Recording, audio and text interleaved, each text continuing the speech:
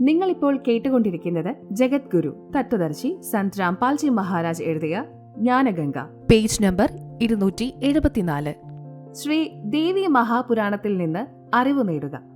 ശ്രീ ദേവി മഹാപുരാണത്തിൽ നിന്ന് അല്പം ലേഖനങ്ങളും അതിനെക്കുറിച്ചുള്ള അഭിപ്രായവും. സംക്ഷിപ്ത ശ്രീമദ് ദേവി ഭാഗവതം, സചിത്ര വലിയ സൈസ്, ഹിന്ദിയിലുള്ളത്. സംപാദക് ഹനുമാൻ പ്രസാദ് പോധാർ, ചിമ്മൻലാൽ ഗോസ്വാമി.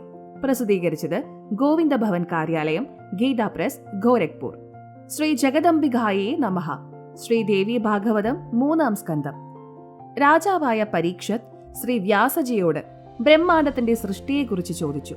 ശ്രീ വ്യാസഭഗവാൻ പറഞ്ഞു, മഹാരാജാ, ഞാൻ ഈ ചോദ്യം ഋഷിവരനായ നാരദനോട് ചോദിച്ചിരുന്നു. അദ്ദേഹം പറഞ്ഞത് ഞാൻ താങ്കളോട് വർണ്ണിക്കാം. ഞാൻ, അതായത് വ്യാസൻ, നാരദനോട് ഒരു ബ്രഹ്മാണ്ടത്തിന്റെ സൃഷ്ടികർത്താവ് ആരെന്ന് ചോദിച്ചു. ചിലർ പറയുന്നു ശങ്കർ ഭഗവാനാണെന്ന്, ചിലർ വിഷ്ണു, ചിലർ ബ്രഹ്മാവ്, മറ്റു ചിലരാകട്ടെ എല്ലാ അഭീഷ്ടങ്ങളും സാധിച്ചു തരുന്ന ഭവാനി ദേവിയാണെന്ന് അഭിപ്രായപ്പെടുന്നു. അവർ ആദിമായയായ മഹാശക്തിയാണ്. പരമപുരുഷനോടൊപ്പം വസിച്ചുകൊണ്ട് കാര്യങ്ങളെ നിയന്ത്രിക്കുന്ന പ്രകൃതി ദേവിയാണ്. ബ്രഹ്മിനോട് അവർക്ക് അഭേദ്യമായ ബന്ധമുണ്ട്. പേജ് 116 പറയുന്നു. നാരദൻ പറഞ്ഞു, വ്യാസജി, പഴയ കാലത്തെ കാര്യമാണ്. ഈ സംശയം എന്റെ ഹൃദയത്തിലും ഉണ്ടായിരുന്നു. അപ്പോൾ ഞാൻ എന്റെ പിതാവായ അമിത തേജസ്സിനോട് കൂടിയ ബ്രഹ്മാവിന്റെ അടുക്കലെത്തി. ഇപ്പോൾ നിങ്ങൾ എന്നോട് ചോദിച്ച അതേ ചോദ്യം ഞാൻ അദ്ദേഹത്തിനോട് ചോദിച്ചു. ഞാൻ പറഞ്ഞു, പിതാജി, ഈ സമ്പൂർണ്ണ ബ്രഹ്മാണ്ടം എവിടെ നിന്നുണ്ടായി? ഇതിന്റെ സൃഷ്ടികർത്താവ് താങ്കളോ വിഷ്ണുവോ ശങ്കർ മഹാദേവനോ? ദയവ് ചെയ്ത് എല്ലാം സത്യസന്ധമായി പറയുക. നിങ്ങളിപ്പോൾ കേട്ടുകൊണ്ടിരിക്കുന്നത് ജഗദ്ഗുരു തത്വദർശി സന്ത് രാംപാൽജി മഹാരാജ് എഴുതിയ ജ്ഞാനഗംഗ, പേജ് നമ്പർ 275. ബ്രഹ്മാവ് പറഞ്ഞു, പേജ് 115 മുതൽ 120 വരെ, 123 മുതൽ 125, 125, 129. മകനെ, ഈ ചോദ്യത്തിന് ഞാനെന്ത് മറുപടി പറയും? ഇതൊരു കുഴപ്പം പിടിച്ച ചോദ്യമാണല്ലോ. പണ്ട് എല്ലായിടത്തും ജലം തന്നെ ഉണ്ടായിരുന്നു. അങ്ങനെ സർവത്ര ജലമയമായിരിക്കെ താമരയിൽ നിന്ന് ഞാനുണ്ടായി. ഞാൻ താമരയുടെ മുകളറ്റത്ത് ഇരുന്ന് ആലോചിക്കാൻ തുടങ്ങി. ഈ അഗാധമായ ജലത്തിൽ ഞാൻ എങ്ങനെ ഉണ്ടായി? ആരാണ് എന്റെ രക്ഷകൻ? താമരയുടെ തണ്ടിൽ പിടിച്ച് ഞാൻ വെള്ളത്തിലിറങ്ങി. അപ്പോൾ അവിടെ അനന്തശയനായ ഭഗവാൻ വിഷ്ണുവിനെ കണ്ടു. അദ്ദേഹം യോഗനിദ്രയിൽ വശീഭൂതനായ ഗാഠനിദ്രയിലായിരുന്നു. അപ്പോഴേക്കും ഭഗവതി യോഗനിദ്രയിൽ നിന്നുണർന്നു. ഞാൻ അവരുടെ സ്ഥലം രുചിച്ചു. അപ്പോൾ ആ കല്യാണമയിയായ ഭഗവതി ശ്രീ വിഷ്ണു വിഗ്രഹത്തിൽ നിന്ന് വേറിട്ട് അചിന്ത്യമായ രൂപം ധരിച്ച് ആകാശത്തിലേക്ക് പോയി. സർവാഭൂഷണത്താൽ അവരുടെ ശോഭ തിളങ്ങിയിരുന്നു. എപ്പോഴാണോ യോഗനിദ്രയിലായിരുന്ന വിഷ്ണുവിന്റെ ശരീരത്തിൽ നിന്ന് വേറിട്ട് ആകാശത്തിൽ ഉപവിഷ്ടയായോ, അപ്പോൾ ഉടനെ ശ്രീഹരി എണീറ്റിരുന്നു. അപ്പോൾ അവിടെ ഞാനും ഭഗവാൻ വിഷ്ണുവും 2 പേർ മാത്രമായിരുന്നു. അവിടെ ഉടനെ രുദ്രനും പ്രത്യക്ഷപ്പെട്ടു. ഞങ്ങൾ 3 പേരോടുമായി ദേവി പറഞ്ഞു, ബ്രഹ്മാവ്, വിഷ്ണു, മഹേശ്വർ, നിങ്ങൾ സാവകാശം നന്നായി നിങ്ങളുടെ ജോലിയിൽ ഏർപ്പെടുക. സൃഷ്ടി, സ്ഥിതി, സംഹാരം, ഇതാണ് നിങ്ങളുടെ ജോലി. അപ്പോഴേക്കും ഒരു മനോഹരമായ വിമാനം ആകാശത്തിൽ നിന്നും താഴേക്കിറങ്ങി വന്നു. അപ്പോൾ ആ ദേവി ഞങ്ങളോട് ആജ്ഞാപിച്ചു, ദേവതമാരെ, ഭയം കൂടാതെ ഈ വിമാനത്തിൽ കയറൂ. ബ്രഹ്മാവ്, വിഷ്ണു, രുദ്ര, ഇന്ന് ഞാൻ നിങ്ങൾക്ക് ഒരു അത്ഭുത ദൃശ്യം കാണിച്ചു തരാം.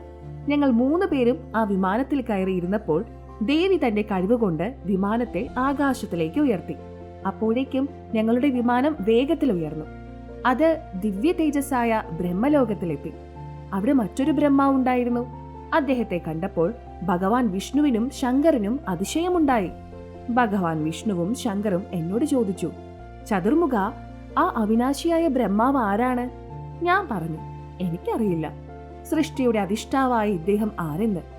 ഭഗവാൻ, ഞാൻ ആരാണ്? നമ്മുടെ ഉദ്ദേശം എന്താണ്?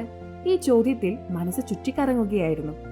അപ്പോഴേക്കും ആ വിമാനം അതിവേഗത്തിൽ അവിടെ നിന്നും പുറപ്പെട്ടു. കൈലാസത്തിലെ മനോഹരമായ കൊടുമുടിയിലെത്തി.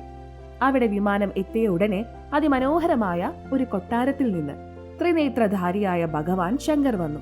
അദ്ദേഹം നന്ദിവൃഷഭത്തിന്റെ പുറത്ത് ഇരിക്കുകയായിരുന്നു, അതായത് കാളയുടെ പുറത്ത്. നിമിഷ നേരം കൊണ്ട് വിമാനം അവിടെ നിന്നും അതിവേഗത്തിൽ വൈകുണ്ഠ ലോകത്തിലെത്തി.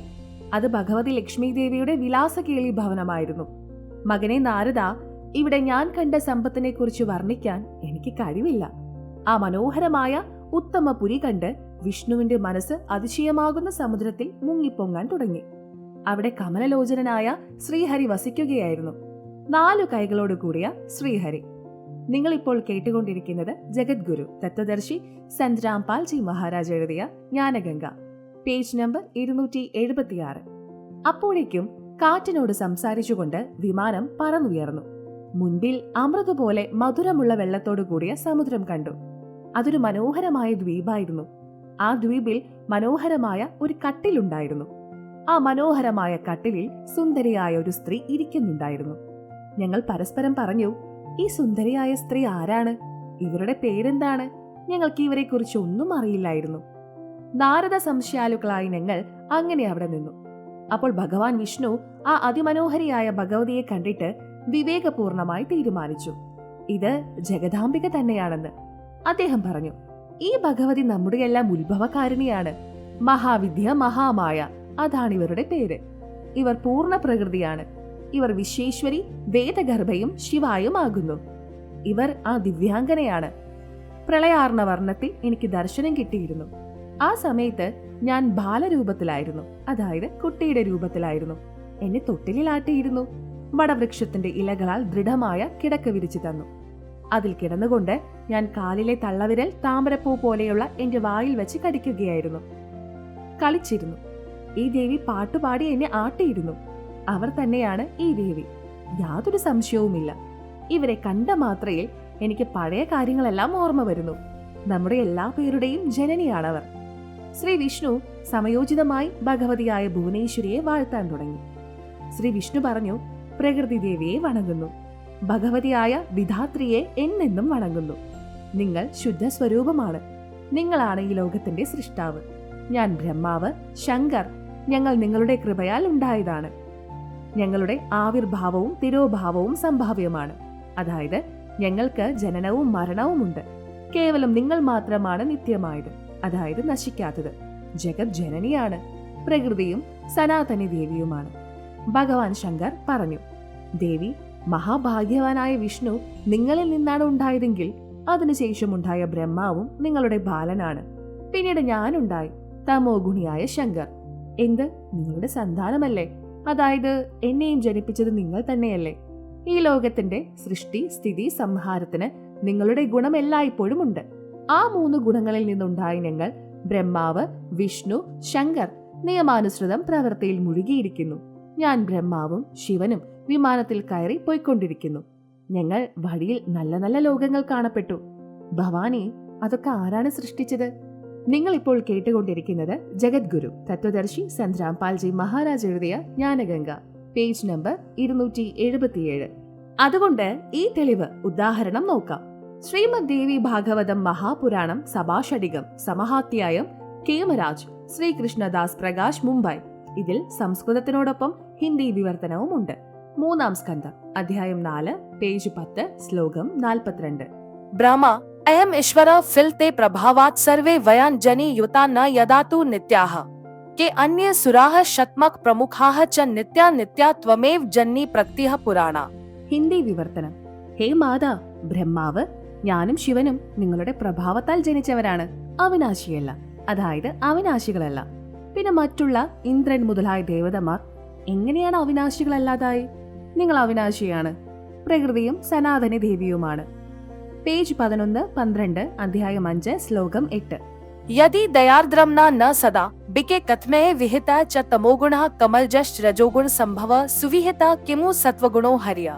വിവർത്തനം. ഭഗവാൻ ശങ്കർ പറഞ്ഞു, അല്ലയോ മാതാവേ, അഥവാ ഞങ്ങളിൽ ദയുള്ളവളാണെങ്കിൽ പിന്നെ എന്തിനാണ് എന്നെ തമോഗുണനായി ജനിപ്പിച്ചു? താമരയിൽ നിന്നുണ്ടായ ബ്രഹ്മാവിന് രജോഗുണം നൽകി, വിഷ്ണുവിന് സദ്ഗുണം എന്തിനു നൽകി? അതായത് ജീവികളെ ജനന മരണമായ ദുഷ്കർമ്മങ്ങളിൽ എന്തുകൊണ്ട് മുഴുകിപ്പിച്ചു? ശ്ലോകം 12. രമയസി സ്വപതിം പുരുഷം സദാ തവഗതിം ന ഹി വിഹവിതം ശിവേ. ഹിന്ദി വിവർത്തനം. തന്റെ പതിപുരുഷൻ, അതായത് കാലഭഗവാനോടൊപ്പം എല്ലായ്പ്പോഴും ഭോഗവിലാസങ്ങളിൽ മുഴുകി വസിക്കുന്നതായ താങ്കളുടെ നില, ഗതി ആർക്കും അറിയില്ല. ബ്രഹ്മാവ് പറയുന്നു, ഞാനും ജഗദംബികയുടെ പാദങ്ങളിൽ വീണ് നമിച്ചുകൊണ്ട് പറഞ്ഞു, മാതാവേ, വേദം പറയുന്നു ഏകമേവാദ്വിതീയം ബ്രഹ്മ ആകുന്നു. എങ്കിൽ ആ ആത്മസ്വരൂപം നിങ്ങളാണോ, അഥവാ അത് വേറെ വല്ല പുരുഷനുമാണോ? ദേവി പറയുന്നു, ഞാനും ബ്രഹ്മം ഒന്ന് തന്നെയാകുന്നു. എനിക്കും ബ്രഹ്മിനും തമ്മിൽ ഒട്ടും ഒരംശം പോലും വ്യത്യാസമില്ല. ഗൗരി, ബ്രഹ്മി, രൗദ്രി, വരാഹി, വൈഷ്ണവി, ശിവ, വാരുണി, കൗബേരി, നാരസിംഹയും വാസവിയുമെല്ലാം എന്റെ രൂപമാകുന്നു. ബ്രഹ്മാജി, ഈ ശക്തിയെ നിങ്ങൾ നിങ്ങളുടെ പത്നിയാക്കി തീർക്കൂ. മഹാസരസ്വതി എന്ന പേരിൽ പ്രസിദ്ധമായ ഈ സുന്ദരി ഇപ്പോൾ എപ്പോഴും നിങ്ങളുടെ പത്നിയായിരിക്കും. ഭഗവതി ജഗദംബ ഭഗവാൻ വിഷ്ണുവിനോട് പറഞ്ഞു, വിഷ്ണു, മനസ്സിനെ മോഹിപ്പിക്കുന്ന ഈ മഹാലക്ഷ്മിയെയും കൊണ്ട് നിങ്ങളും വസിക്കുക. ഇതെല്ലായ്പ്പോഴും നിങ്ങളുടെ വക്ഷസ്ഥലത്ത് വസിക്കും. നിങ്ങളിപ്പോൾ കേട്ടുകൊണ്ടിരിക്കുന്നത് ജഗദ്ഗുരു തത്വദർശി സന്ദ്രാം പാൽജി മഹാരാജ് എഴുതിയ ജ്ഞാനഗംഗ, പേജ് നമ്പർ 278. ദേവി പറയുന്നു, ശങ്കർ, മനസ്സിനെ മോഹിപ്പിക്കുന്ന ഈ മഹാകാളി ഗൗരി എന്ന പേരിൽ പ്രസിദ്ധയാണ്. നിങ്ങൾ ഇവളെ ഭാര്യയായി സ്വീകരിക്കുക. ഇനി എന്റെ കാര്യങ്ങൾ സഫലമാക്കി തീർക്കാൻ നിങ്ങൾ വിമാനത്തിൽ കയറി വേഗം പോയിക്കൊള്ളൂ. ഏതെങ്കിലും പ്രയാസമുള്ള കാര്യമുണ്ടായാൽ എന്നെ മനസ്സിൽ ധ്യാനിക്കുക. അപ്പോൾ ഞാൻ മുൻപിലെത്തും. ദേവതമാരെ, എന്നെയും സനാതനനായ പരമാത്മാവിനെയും നിങ്ങൾ എപ്പോഴും ധ്യാനിക്കണം. നിങ്ങൾ രണ്ടുപേരെയും ഓർമ്മിച്ചുകൊണ്ടിരിക്കുകയാണെങ്കിൽ നിങ്ങളുടെ പ്രവർത്തികൾക്ക് ഒരിക്കലും ഒരൽപ്പം പോലും വിഷമമുണ്ടാകില്ല. സംശയം വേണ്ട. ബ്രഹ്മാവ് പറഞ്ഞു. ഇങ്ങനെ പറഞ്ഞുകൊണ്ട് ഭഗവതി ജഗദംബിക ഞങ്ങളെ യാത്രയാക്കി. അവർ പവിത്രമായ ആചാരശക്തിയിൽ നിന്നും ഭഗവാൻ വിഷ്ണുവിന് മഹാലക്ഷ്മിയെയും, ശങ്കരന് വേണ്ടി മഹാകാളിയെയും, എനിക്ക് വേണ്ടി മഹാസരസ്വതിയെയും ഭാര്യമാരായി നൽകി. പിന്നെ ഞങ്ങൾ ആ സ്ഥലത്ത് നിന്ന് പുറപ്പെട്ടു. സാരാംശം: ഒരു ബ്രഹ്മാണ്ടത്തിന്റെ വാസ്തവിക സ്ഥിതി വ്യാസമഹർഷി നാരദനും ബ്രഹ്മാവിനും വിഷ്ണുവിനും ശങ്കർജിക്കും അറിഞ്ഞുകൂടാ.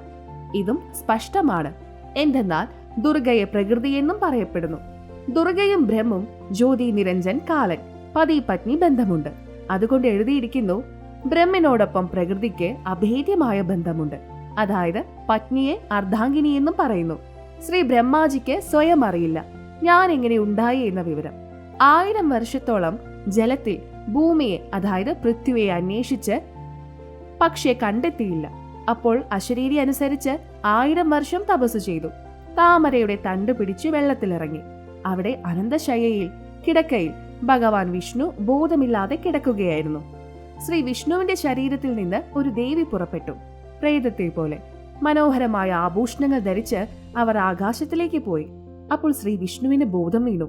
അപ്പോഴേക്കും ശ്രീ ശങ്കരും അവിടെ എത്തി. മുകളിൽ വിവരിച്ചതിൽ നിന്നും വ്യക്തമാകുന്നത് 3 ദേവന്മാരും ബോധഹീനരായിരുന്നു. പിന്നെ ബോധം തെളിഞ്ഞു. ആകാശത്ത് നിന്ന് വിമാനം വന്നു. ദേവി 3 പേരോടും വിമാനത്തിൽ കയറാൻ പറഞ്ഞു. പിന്നെ വിമാനം പറന്നു. മുകളിൽ ഒരു ബ്രഹ്മാവ്, ഒരു ശിവ, ഒരു വിഷ്ണുവിനെയും കണ്ടു. അതാണ് ബ്രഹ്മലോകം. ആലോചിക്കാം, ബ്രഹ്മലോകത്തിൽ മറ്റൊരു ബ്രഹ്മാവിനെയും വിഷ്ണുവിനെയും ശിവനെയും കണ്ടു. ഇത് ജ്യോതി നിരഞ്ജൻ, അതായത് ബ്രഹ്മിന്റെ കളിയാണ്. അദ്ദേഹം തന്നെ 3 രൂപവും ധരിച്ച് ബ്രഹ്മലോകത്തിൽ 3 രഹസ്യമായ സ്ഥലങ്ങളിൽ രജോ ഗുണ പ്രധാനമായ സ്ഥലമുണ്ടാക്കി വസിക്കുന്നു. പ്രകൃതി, അതായത് ദുർഗ അഷ്ടാംഗിയെ ഭാര്യയായി സ്വീകരിക്കുന്നു.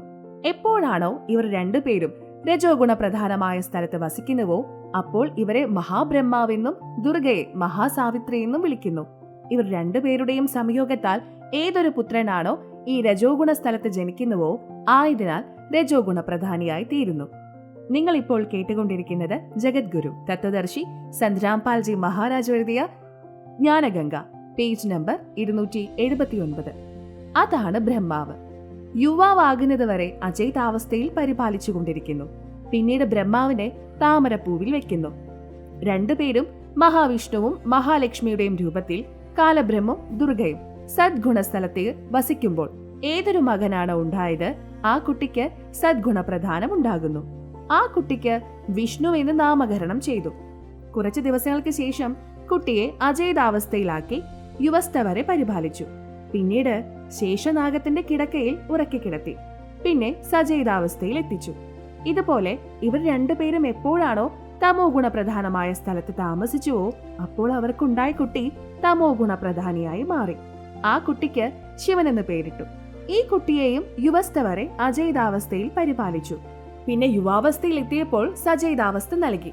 പിന്നീട് 3 പേരെയും ഒന്നിച്ച് വിമാനത്തിലിരുത്തി മുകളിലുള്ള ലോകത്തെ കാണിച്ചു കൊടുത്തു. എന്തെന്നാൽ സ്വയം അവർ തങ്ങളാണ് സർവേശ്വര അവതാരന്മാരെന്ന് വിചാരിച്ച് അഹങ്കരിക്കാതിരിക്കാൻ ഗുണപ്രധാന മണ്ഡലങ്ങളെക്കുറിച്ച് മനസ്സിലാക്കുന്നതിന് വേണ്ടിയാണ്. ഉദാഹരണം: ഒരു വീടിന് 3 മുറികളുണ്ട്. ഒരു മുറിയിൽ ദേശഭക്തരായ രക്തസാക്ഷികളുടെ ചിത്രം വെച്ചിരിക്കുന്നു. ഏത് വ്യക്തി ആ മുറിയിൽ പ്രവേശിക്കുന്നുവോ ആ വ്യക്തിക്ക് ദേശഭക്തി ഉണ്ടാകുന്നു. മറ്റൊരു മുറിയിൽ ഋഷിമാരുടെയും സന്യാസിമാരുടെയും ചിത്രങ്ങൾ വച്ചിരിക്കുന്നു. ആ മുറിയിൽ പ്രവേശിക്കുമ്പോൾ അവരുടെ മനസ്സ് ശാന്തവും ഈശ്വരഭക്തിയും ഉണ്ടാകുന്നു. മൂന്നാമത്തെ മുറിയിൽ അശ്ലീലവും അർദ്ധനഗ്ന സ്ത്രീ പുരുഷന്മാരുടെ പടം വച്ചിരിക്കുന്നു. അവിടേക്ക് കടക്കുന്നവരുടെ മനസ്സിൽ സ്വതവേ അത്തരം ചിന്തകളും പുലമ്പലം ഉണ്ടാകുന്നു. ഇങ്ങനെ മുകളിൽ ബ്രഹ്മലോകത്തിൽ കാലരൂപിയായ ബ്രഹ്മ 3 സ്ഥലത്ത് ഓരോരോ ഗുണങ്ങൾക്ക് പ്രാധാന്യം നൽകി 3 ഭഗവാന്മാരും, രജോഗുണ ബ്രഹ്മാവ്, സദ്ഗുണ വിഷ്ണു, തമോ ഗുണ ശിവ, അവരവരുടെ ഗുണങ്ങളെ എങ്ങനെയാണ് പ്രകടമാക്കുന്നത്? ഉദാഹരണം, അടുക്കളയിൽ മുളക് കടുക് വറുത്ത് കറിയിലൊഴിച്ചു. മുളകിന്റെ പ്രഭാവത്താൽ മുറിയിലിരുന്നവർക്കെല്ലാം തുമ്മൽ അനുഭവപ്പെടാൻ തുടങ്ങി. അതായത് സകാരവസ്തുവായ മുളക് പാചകത്തിൽ ഉപയോഗിച്ചപ്പോൾ അതിന്റെ എല്ലാ നിരാകാര ശക്തി ദൂരെ ഇരിക്കുന്നവർക്ക് പോലും അനുഭവപ്പെട്ടു. ഇതുപോലെ 3 പേരും, ബ്രഹ്മാവ്, വിഷ്ണു, മഹേശ്വരന്മാർ, അവരവരുടെ ലോകത്തിരുന്നു കൊണ്ട് 3 ലോകത്തെയും, പൃഥ്വി, പാതാളം, സ്വർഗം, ഈ 3 ലോകത്തെയും പരിപാലിക്കുന്നു. ഉദാഹരണം, മൊബൈൽ ഫോണിന്റെ റേഞ്ച് കൊണ്ട് ഫോൺ പ്രവർത്തിക്കുന്നത് പോലെ ഇങ്ങനെ അദൃശ്യമായ ശക്തി രൂപത്തിൽ ഗുണങ്ങളാൽ 3 ദേവതമാരും തങ്ങളുടെ പിതാവായ കാലസൃഷ്ടി അവരുടെ ആഹാരത്തിനായി നടത്തിക്കൊണ്ടു പോകുന്നു, പരിപാലിക്കുന്നു. ദുർഗയ്ക്ക് അവരുടേതായ മറ്റൊരു ലോകമുണ്ട്. അവിടെ അവർ തന്റെ യഥാർത്ഥ രൂപം കാണിക്കുന്നു. പിന്നീട് ഇവരുടെ വിമാനം ദുർഗയുടെ ദ്വീപിലെത്തി. അപ്പോൾ ജ്യോതി നിരഞ്ജൻ, അതായത് കാലരൂപി ബ്രഹ്മ, വിഷ്ണുവിന് തന്റെ കുട്ടിക്കാലം ഓർമ്മിപ്പിക്കുന്നു. അപ്പോൾ ശ്രീ വിഷ്ണു പറഞ്ഞു, ഈ ദുർഗ നമ്മുടെ 3 പേരുടെയും മാതാവാണ്. ഞാൻ കുട്ടിയായിരിക്കുമ്പോൾ തൊട്ടിലാട്ടി ഉറക്കിയിരുന്നു. വിഷ്ണു പറഞ്ഞു, താങ്കൾ ഞങ്ങളുടെ മാതാവാകുന്നു. ഞാനും വിഷ്ണു, ബ്രഹ്മാവും ശിവനും ജന്മമെടുത്തവരാണ്. ഞങ്ങൾക്ക് ആവിർഭാവവും തിരോഭാവവും ഉണ്ട്, അതായത് ജനനവും മരണവും ഉണ്ട്. ഞങ്ങൾ അവിനാശികളല്ല. താങ്കൾ പ്രകൃതി ദേവിയാണ്. ഈ കാര്യം ശിവനും സമ്മതിച്ചു. ശിവൻ പറഞ്ഞു, ഞാൻ തമോ ഗുണിയായ ലീലകൾ ചെയ്യുന്ന ശിവനും താങ്കളുടെ പുത്രനാണ്. ശ്രീ വിഷ്ണുവും ശ്രീ ബ്രഹ്മാവും താങ്കളിൽ നിന്ന് ജന്മമെടുത്തവരാണ്. നിങ്ങളിപ്പോൾ കേട്ടുകൊണ്ടിരിക്കുന്നത് ജഗദ്ഗുരു തത്വദർശി സന്ത് രാംപാൽജി മഹാരാജ് എഴുതിയ ജ്ഞാനഗംഗ, പേജ് നമ്പർ 280.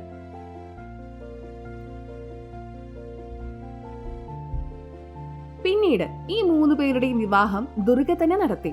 പ്രകൃതി ദേവി ദുർഗ തന്റെ ശബ്ദശക്തി കൊണ്ട് തന്റെ 3 വ്യത്യസ്ത രൂപങ്ങൾ ധരിച്ചു. ശ്രീ ബ്രഹ്മാവിന്റെ വിവാഹം സാവിത്രിയായും, വിഷ്ണുവിന്റെ വിവാഹം ലക്ഷ്മിയായും, ശിവന്റെ വിവാഹം ഉമ, അതായത് കാളിയായും നടത്തി. പിന്നീട് അവരെ വിമാനത്തിലിരുത്തി വെവ്വേറെ ദ്വീപുകളിലേക്ക് അയച്ചു. ജ്യോതി നിരഞ്ജൻ കാലബ്രഹ്മ തന്റെ ശ്വാസത്തിൽ കൂടി പുറത്തു വന്ന 4 വേദങ്ങളും സമുദ്രത്തിൽ ഒളിപ്പിച്ചു. പിന്നീട് ആദ്യത്തെ സമുദ്ര മന്ഥനം ചെയ്തപ്പോൾ മുകളിൽ പ്രകടമായി. ജ്യോതി നിരഞ്ജന്റെ ഉപദേശമനുസരിച്ച് ദുർഗ 4 വേദങ്ങളും ബ്രഹ്മാവിന് നൽകി. ബ്രഹ്മാവ് തന്റെ അമ്മയായ ദുർഗയോട് ചോദിച്ചു, വേദത്തിൽ പറയുന്ന ബ്രഹ്മ താങ്കൾ തന്നെയാണോ, അതോ വേറെ വല്ല പുരുഷനാണോ? ദുർഗ കാലഭയത്താൽ വാസ്തവത്തെ ഒളിപ്പിക്കുന്ന പ്രയത്നത്താൽ പറഞ്ഞു, ഞാനും ബ്രഹ്മം ഒന്നു തന്നെയാണ്, ഒരു വ്യത്യാസവും ഇല്ല. എന്നിട്ടും യാഥാർത്ഥ്യത്തെ ഒളിപ്പിക്കാൻ കഴിഞ്ഞില്ല. ദുർഗ പിന്നെ പറഞ്ഞു, നിങ്ങൾ 3 പേരും എന്നെയും ബ്രഹ്മിനെയും എപ്പോഴും ഓർമ്മിക്കണം. ഞങ്ങൾ 2 പേരെയും ധ്യാനിക്കുന്നത് കൊണ്ട് ഏതെങ്കിലും പ്രയാസമുണ്ടായാൽ ഉടനെ ഞാൻ നിങ്ങളുടെ മുൻപിൽ പ്രത്യക്ഷപ്പെടും. പ്രത്യേകത എന്തെന്നാൽ കാലഭഗവാൻ ദുർഗയോട് പറഞ്ഞിട്ടുണ്ട്, എന്റെ വ്യത്യാസം ആരോടും പറയരുത്. ഈ ഭയം കൊണ്ട് സർവ്വലോകത്തിനും വാസ്തവം എന്തെന്ന് അറിയില്ല. അവർ സ്വന്തം മക്കളെയും വഞ്ചിച്ചിരിക്കുന്നു. ഇതിന് കാരണം ഉണ്ട്. കാലഭഗവാന് ശാപം കിട്ടിയിട്ടുണ്ട്, ദിവസേന 1,00,000 മനുഷ്യ ശരീരം ഭക്ഷിക്കണമെന്ന്. അതുകൊണ്ട് തന്റെ 3 പുത്രന്മാരെയും കൊണ്ട് ആഹാരം തയ്യാറാക്കുന്നു. ശ്രീ ബ്രഹ്മാജിയുടെ രജോഗുണത്തിന്റെ പ്രഭാവത്താൽ എല്ലാ പ്രാണികളും സന്താനോൽപത്തി നടത്തുന്നു. ശ്രീ വിഷ്ണുവിന്റെ സദ്ഗുണത്തിന്റെ പ്രഭാവത്താൽ ഒരാൾ മറ്റൊരാളിന് മോഹമുണ്ടാക്കുന്നു. ശ്രീ ശങ്കര ഭഗവാന്റെ തമോ ഗുണ പ്രഭാവത്താൽ സംഹാരക്രിയ നടത്തി തന്റെ ആഹാരം തയ്യാറാക്കുന്നു. പിന്നീട് 3 ഭഗവാന്മാരെയും കൊന്നു തിന്നുന്നു. വീണ്ടും പുതിയ പുണ്യകർമ്മത്താൽ 3 പുത്രന്മാരെ ജനിപ്പിച്ച് തന്റെ പ്രവൃത്തി തുടർന്നുകൊണ്ടേയിരിക്കുന്നു. പഴയ 3 പുത്രന്മാരും ബ്രഹ്മാവ്, വിഷ്ണു, ശിവ 84 ലക്ഷം യോനികളിൽ ജന്മമെടുത്ത് സ്വർഗനരകത്തിന്റെ കർമ്മത്തെ ആധാരമാക്കിയുള്ള ചക്രത്തിൽ കറങ്ങിക്കൊണ്ടേയിരിക്കുന്നു. ഈ ഉദാഹരണങ്ങൾ ശിവമഹാപുരാണം, രുദ്രസംഹിത, പ്രഥമ സൃഷ്ടി ഖണ്ഡം അധ്യായം 6, 7, 8, 9 കൂടി പറയുന്നുണ്ട്. നിങ്ങൾ ഇപ്പോൾ കേട്ടുകൊണ്ടിരിക്കുന്നത് ജഗദ്ഗുരു തത്വദർശി സന്ത് രാംപാൽജി മഹാരാജ് എഴുതിയ ജ്ഞാനഗംഗ, പേജ് നമ്പർ 281. ശ്രീ ശിവമഹാപുരാണത്തിൽ നിന്നുള്ള വിവരണം. ശ്രീ ശിവമഹാപുരാണം. ശ്രീ ശിവമഹാപുരാണം, വിവർത്തനം ശ്രീ ഹനുമാൻ പ്രസാദ് പോത്താർ. പ്രസിദ്ധീകരണം ഗോവിന്ദ ഭവൻ കാര്യാലയം, ഗീതാ പ്രസ്, ഗോരഖ്പൂർ. മോട്ടോടൈപ്പ് അധ്യായം 6. രുദ്രസംഹിത പ്രഥമഖണ്ഡം. സൃഷ്ടിയിൽ പറയുന്നവ. തന്റെ മകൻ നാരദൻ ശ്രീ ശിവനെയും അതായത് കാലനെയും ശ്രീ ശിവാനിയെയും അതായത് ദുർഗയെയും കുറിച്ച് ചോദിച്ചപ്പോൾ ശ്രീ ബ്രഹ്മാവ് പറഞ്ഞു. പേജ് 100 മുതൽ 102 വരെ. പരബ്രഹ്മത്തെക്കുറിച്ചുള്ള വിഷയത്തിലെ അറിവും അറിവില്ലായ്മയിലും നിന്നാണ് ഇത്തരം ചോദ്യങ്ങൾ ഉയരുന്നത്. നിരാകാര പരബ്രഹ്മമുണ്ട്. അതുതന്നെയാണ് സാകാര രൂപത്തിൽ, സദാശിവരൂപത്തിൽ, മനുഷ്യരൂപത്തിൽ പ്രത്യക്ഷപ്പെടുന്നത്. സദാശിവൻ തന്റെ ശരീരത്തിൽ നിന്ന് ഒരു സ്ത്രീയെ ജനിപ്പിച്ചു. അതിനെ പ്രധാന പ്രകൃതി ദേവി ജനനി, ബ്രഹ്മാവ് വിഷ്ണു ശിവന്റെ അമ്മ എന്ന് പറയപ്പെടുന്നു. അതിന് 8 കൈകൾ, ഭുജങ്ങളുണ്ട്. ശ്രീ വിഷ്ണുവിന്റെ ഉൽപ്പത്തി. സദാശിവനെ പരമപുരുഷൻ, ഈശ്വരൻ, ശിവൻ, ശംഭു, മഹേശ്വരൻ എന്ന് പറയുന്നു. അദ്ദേഹം തന്റെ ശരീരമാസകലം ഭസ്മം പൂശിയിരിക്കുന്നു. ആ കാലരൂപി ശിവലോകം എന്ന പേരിൽ ബ്രഹ്മലോകത്തിലെ തമോ ഗുണപ്രധാനമായ സ്ഥലം ഒരു സ്ഥലമുണ്ടാക്കി അതിനെ കാശി എന്ന് പറയുന്നു. ശിവനും ശിവായും ഭാര്യാഭർത്താക്കന്മാരായി വസിക്കുമ്പോൾ ഒരു പുത്രൻ ജനിക്കുന്നു. അതിനെ വിഷ്ണു എന്ന് നാമകരണം ചെയ്തു. അധ്യായം 7. രുദ്രസംഹിത, ശിവമഹാപുരാണം. പേജ് 103, 104. ശ്രീ ബ്രഹ്മാവിന്റെയും ശിവന്റെയും ഉൽപ്പത്തി. അധ്യായം 7, 8, 9. പേജ് 105, 110. ശ്രീ ബ്രഹ്മാവ് പറഞ്ഞു, ശ്രീ ശിവനും ശിവായും കാലരൂപി ബ്രഹ്മും പ്രകൃതി ദുർഗ അഷ്ടാംഗിയും ഭാര്യാഭർത്താവായി ജീവിച്ചപ്പോൾ എന്റെയും ജന്മമുണ്ടായി. അവർ എന്നെ അചേതനാക്കി താമരയിൽ കിടത്തി. ഈ സമയത്ത് കാലരൂപിയായ മഹാവിഷ്ണുവിന്റെ രൂപം ധരിച്ച് നാഭിയിൽ നിന്ന് ഒരു താമരയെ ഉണ്ടാക്കി. ബ്രഹ്മാവ് വീണ്ടും പറയുകയാണ്, പിന്നീട് എനിക്ക് ബോധം വീണു. അതായത് അചേതാവസ്ഥയിൽ നിന്നും ഞാൻ സചേതാവസ്ഥയിലായി. അപ്പോൾ താമരയുടെ വേര് എവിടെയാണെന്ന് അന്വേഷിക്കാൻ ശ്രമിച്ചു. പക്ഷെ വിജയിച്ചില്ല. ആ സമയത്ത് തപസ് ചെയ്യാൻ അശരീരി ഉണ്ടായി. തപസ് ചെയ്തു. പിന്നെ ഞാനും വിഷ്ണുവുമായി ഏതോ ഒരു കാര്യത്തിനായി വഴക്കിട്ടു. വിവരണം ഈ പുസ്തകത്തിലെ പേജ് 549. അപ്പോൾ ഞങ്ങൾക്ക് മുൻപിൽ തേജോമയമായൊരു രൂപം പ്രത്യക്ഷപ്പെട്ടു. ഒരു ലിംഗം പ്രത്യക്ഷപ്പെട്ടു. ഓം ഓം എന്ന ശബ്ദം പുറപ്പെടുവിച്ചു. ആ ലിംഗത്തിൽ ആ, ഉ, മ എന്നീ 3 അക്ഷരങ്ങൾ എഴുതിയിരുന്നു. പിന്നെ രുദ്രരൂപിയായ സദാശിവ 5 മുഖത്തോടു കൂടിയ മനുഷ്യരൂപത്തിൽ പ്രകടമായി. അദ്ദേഹത്തിനോടൊപ്പം ശിവ അതായത് ദുർഗയും ഉണ്ടായിരുന്നു. പിന്നെ പെട്ടെന്ന് ശങ്കർ പ്രകടമായി. എന്തെന്നാൽ ശങ്കറും അചേതാവസ്ഥയിലായിരുന്നു. പിന്നെ സചേതനായി. 3 പേരെയും ഒന്നിച്ചു നിർത്തി പറഞ്ഞു, നിങ്ങൾ 3 പേരും സൃഷ്ടി സ്ഥിതി സംഹാര കാര്യങ്ങൾ ചെയ്യണം. നിങ്ങളിപ്പോൾ കേട്ടുകൊണ്ടിരിക്കുന്നത് ജഗദ്ഗുരു തത്വദർശി സന്ത് രാംപാൽജി മഹാരാജ് എഴുതിയ ജ്ഞാനഗംഗ, പേജ് നമ്പർ 282. രജോ ഗുണമുള്ള ബ്രഹ്മാവ്, സദ്ഗുണ വിഷ്ണു, തമോ ഗുണവാനായ ശിവ, ഇങ്ങനെ 3 ദേവതമാരുടെയും ഗുണങ്ങൾ. പക്ഷേ ശിവ അതായത് കാലരൂപി ഗുണാതീതനായി കണക്കാക്കുന്നു. പേജ് 110. അർത്ഥം മുകളിൽ പറഞ്ഞതനുസരിച്ച് സ്പഷ്ടമാകുന്നത് കാലരൂപിയായ അതായത് സദാശിവനും പ്രകൃതിയും അതായത് ദുർഗയും ശ്രീ ബ്രഹ്മാവ്, വിഷ്ണു, ശിവ 3 പേരുടെയും മാതാപിതാക്കളാണെന്നാണ്. ദുർഗയെ പ്രകൃതി പ്രധാൻ എന്നും പറയപ്പെടുന്നു. ഇവർക്ക് 8 കൈകളുണ്ട്. ഇവർ സദാശിവ അതായത് ജ്യോതി നിരഞ്ജന്റെ വയറ്റിൽ നിന്നുണ്ടായതാണ്. അതായത് കാലനും പ്രകൃതി അതായത് ദുർഗയും എല്ലാ ജീവജാലങ്ങളെയും ഭ്രമിതരാക്കുന്നു. തന്റെ പുത്രന്മാരോടും വാസ്തവം പറയുന്നില്ല.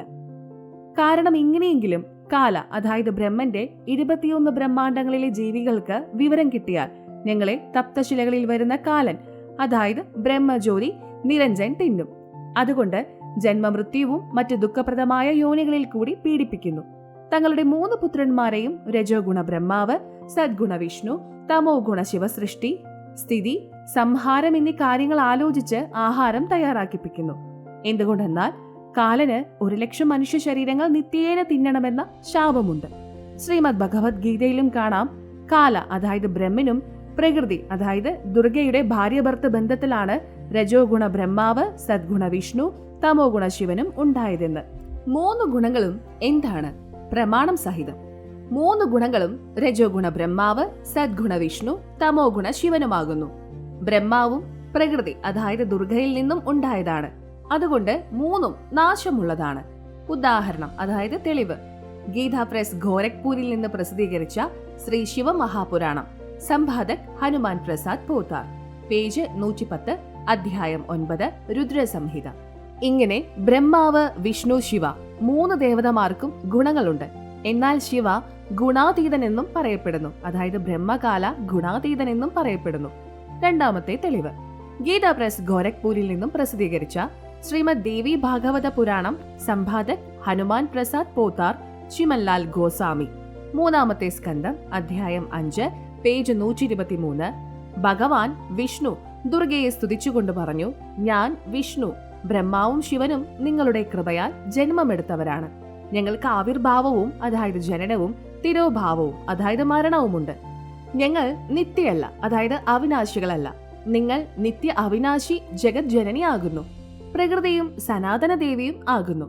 ഭഗവാൻ ബ്രഹ്മാവും ഭഗവാൻ വിഷ്ണുവും നിന്നിൽ നിന്നാണ് ഉത്ഭവിച്ചതെങ്കിൽ അതിനുശേഷമുണ്ടായ ഞാൻ, തമോ ഗുണലീലകൾ കാട്ടുന്ന ശങ്കർ, എന്ത് നിന്റെ സന്താനമല്ലേ? അതായത് എന്നെയും ജനിപ്പിച്ചത് നീ തന്നെയാണ്. ഈ ലോകത്തിൽ സൃഷ്ടി, സ്ഥിതി, സംഹാരത്തിൽ നിങ്ങളുടെ ഗുണം എപ്പോഴുമുണ്ട്. ഈ 3 ഗുണങ്ങളിൽ ഉണ്ടായി ഞങ്ങൾ ബ്രഹ്മാവ്, വിഷ്ണു, മഹേശ്വരൻ നിയമാനുസൃതം ഞങ്ങളുടെ ജോലിയിൽ വ്യാപൃതരായിക്കൊണ്ടിരിക്കുന്നു. നിങ്ങളിപ്പോൾ കേട്ടുകൊണ്ടിരിക്കുന്നത് ജഗദ്ഗുരു തത്വദർശി സന്ത് രാംപാൽജി മഹാരാജ് എഴുതിയ ജ്ഞാനഗംഗ, പേജ് നമ്പർ 283. മുകളിൽ പറഞ്ഞ വിവരണം ഹിന്ദിയിൽ വിവർത്തനം ചെയ്ത ദേവി മഹാപുരാണത്തിൽ നിന്നാണ്. അതിൽ ചില സത്യങ്ങൾ മറച്ചുവെച്ചിരിക്കുന്നു. അതുകൊണ്ട് ഈ ഉദാഹരണം കൂടി നോക്കാം. ശ്രീമദ് ഭാഗവത് മഹാപുരാണം സഭാഷടികം സമാഹാത്യം കേമരാജ ശ്രീകൃഷ്ണദാസ് പ്രസിദ്ധീകരണം, മുംബൈ. ഇതിൽ സംസ്കൃതത്തിനോടൊപ്പം ഹിന്ദിയിലും വിവർത്തനമുണ്ട്. 3-ാം സ്കന്ധം, അധ്യായം 4, പേജ് 10, ശ്ലോകം 42. ब्रह्मा अयम ईश्वर फिलते प्रभावात् सर्वे वयान जनी युता न यदातु नित्याः के अन्य सुराः शतमक प्रमुखाः च नित्या नित्या त्वमेव जन्नी प्रक्तिः पुराणा. ഹിന്ദി വിവർത്തനം. അല്ലയോ മാതാവേ, ബ്രഹ്മാവും ഞാനും ശിവനും നിങ്ങളുടെ പ്രഭാവത്താൽ ജനിച്ചവരാണ്, നിത്യരല്ല. അതായത് ഞങ്ങൾ അവിനാശികളല്ല. പിന്നെ മറ്റുള്ള ഇന്ദ്രൻ മുതലായ ദേവതമാർ എങ്ങനെ നിത്യരായി തീരും? നിങ്ങളാണ് അവിനാശി, പ്രകൃതിയും സനാതനി ദേവിയുമാണ്. പേജ് 11-12, അധ്യായം 5, ശ്ലോകം 8. यदि दयार्द्रम्ना न सदाम्बिके कथमे विहिता च तमोगुणः कमलजश्च रजोगुण संभव सुविहिता किमु सत्वगुणो हरिया. വിവർത്തനം. ഭഗവാൻ ശങ്കർ പറഞ്ഞു, അല്ലയോ മാതാവേ, ഞങ്ങളിൽ ദയയുള്ളവളാണെങ്കിൽ എന്നെ എന്തിന് തമോ ഗുണത്തിൽ ജനിപ്പിച്ചു? താമരയിൽ നിന്നുണ്ടായ ബ്രഹ്മാവിന് രജോ ഗുണം എന്തിനു നൽകി? വിഷ്ണുവിന് സദ്ഗുണത്തിൽ എന്തിനു ജന്മം നൽകി? അതായത് ജീവികളെ ജനനമരണ രൂപികളായി ദുഷ്കർമ്മത്തിൽ എന്തിനു മുഴുകിപ്പിച്ചു? ശ്ലോകം 12. रम्यसे स्वप्ति पुरुषर सदा तव गतिं नहि वह विद्म शिवे. ഹിന്ദി വിവർത്തനം. തന്റെ ഭർത്താവായ പുരുഷൻ അതായത് കാലഭഗവാനോടൊത്ത് എപ്പോഴും ഭോഗവിലാസങ്ങളിൽ മുഴുകിയിരിക്കുന്നു. നിങ്ങളുടെ സ്ഥിതി ആർക്കും അറിയില്ല. നിഷ്കർഷം. ശ്രീമദ് ഭഗവത്ഗീതയുടെ അറിവിലും ഈ കാലരൂപി ബ്രഹ്മ ശ്രീകൃഷ്ണന്റെ ശരീരത്തിൽ പ്രേതരൂപേണ പ്രവേശിച്ച് സംസാരിക്കുന്നു. മുകളിൽ പറഞ്ഞ പുണ്യപുരാണങ്ങൾ തെളിയിച്ചു. എന്തെന്നാൽ പ്രകൃതിയെ ദുർഗയെന്നും പറയുന്നു. സദാശിവ അതായത് കാലരൂപിയായ ബ്രഹ്മ പ്രകൃതിയിൽ നിന്നും രജോ ഗുണ ബ്രഹ്മാവും സദ്ഗുണ വിഷ്ണുവും തമോ ഗുണ ശിവനുമുണ്ടായി എന്ന്. ഇതിന് മറ്റൊരു തെളിവ് ശ്രീമദ് ഭഗവത്ഗീതയിലുമുണ്ട്. ശ്രീഗീത എല്ലാ ശാസ്ത്രങ്ങളുടെയും സാരമാണ്. അതുകൊണ്ട് ഇവയിൽ പറയുന്ന സംക്ഷിപ്തമായ വിവരണങ്ങൾ സാങ്കേതിക ശബ്ദത്തിൽ കോഡ് ഭാഷയിലാണ്. അത് തത്വദർശിയായ സന്ധിന് മാത്രമേ അറിയൂ. ഇനി പവിത്രമായ ശ്രീമദ് ഭഗവത്ഗീത നോക്കാം. നിങ്ങളിപ്പോൾ കേട്ടുകൊണ്ടിരിക്കുന്നത് ജഗദ്ഗുരു തത്വദർശി സന്ത് രാംപാൽജി മഹാരാജ് എഴുതിയ ജ്ഞാനഗംഗ, പേജ് നമ്പർ 284, അധ്യായം 14, ശ്ലോകം 3 മുതൽ 5 വരെ. പവിത്ര ശ്രീമദ് ഭഗവത്ഗീത പറയുന്ന കാലബ്രം ശ്രീകൃഷ്ണന്റെ ശരീരത്തിൽ പ്രേതരൂപേണ പ്രവേശിച്ച് പറയുന്നു, പ്രകൃതി അതായത് ദുർഗ എന്റെ ഭാര്യയാണ്. ഞാൻ ബ്രം ഇവരുടെ യോനിയിൽ ബീജം സ്ഥാപിക്കുന്നു. അതുകൊണ്ട് എല്ലാവിധ പ്രാണികളും ജീവികളും ഉണ്ടാകുന്നു. ഞാൻ എല്ലാവരുടെയും പിതാവും ദുർഗ അതായത് പ്രകൃതി മാതാവുമാകുന്നു. പ്രകൃതിയിൽ നിന്നുണ്ടായ 3 ഗുണങ്ങൾ രജോ ഗുണം, സദ്ഗുണം, തമോ ഗുണം ജീവാത്മാക്കളെ പ്രവൃത്തിയിൽ കൂടി ശരീരങ്ങളുമായി ബന്ധിപ്പിക്കുന്നു. അതായത് ഈ 3മാണ് എല്ലാ പ്രാണികളെയും സംസ്കാരത്തിന്റെ ആധാരമാക്കിക്കൊണ്ട് ഉൽപ്പത്തി, സ്ഥിതി, സംഹാര കർമ്മങ്ങളിൽ മുഴുകിപ്പിക്കുന്നത്. അധ്യായം 11 ശ്ലോകം 32 പറയുന്നു, ഞാൻ കാലനാണ്, എല്ലാവരെയും ഭക്ഷിക്കാനായി പ്രത്യക്ഷമായതാണ്. അധ്യായം 11 ശ്ലോകം 21 അർജുനൻ പറയുന്നു, താങ്കൾ ഋഷിമാരെയും ഭക്ഷിക്കുന്നു, ദേവതമാരും മുനിമാരും താങ്കളോട് മംഗളം സ്തുതിക്കുന്നു, അതായത് രക്ഷയാചിക്കുന്നു. വേദങ്ങളുടെ സ്തോത്രങ്ങളിൽ കൂടി താങ്കളെ സ്തുതിക്കുന്നു. എന്നാൽ താങ്കൾ എല്ലാവരെയും ഭക്ഷിക്കുന്നു. കുറെയൊക്കെ താങ്കളുടെ താടിയിലും തൂങ്ങിക്കിടക്കുന്നതായി കാണാം. ചിലതൊക്കെ താങ്കളുടെ ഉള്ളിൽ പ്രവേശിച്ചു കഴിഞ്ഞു.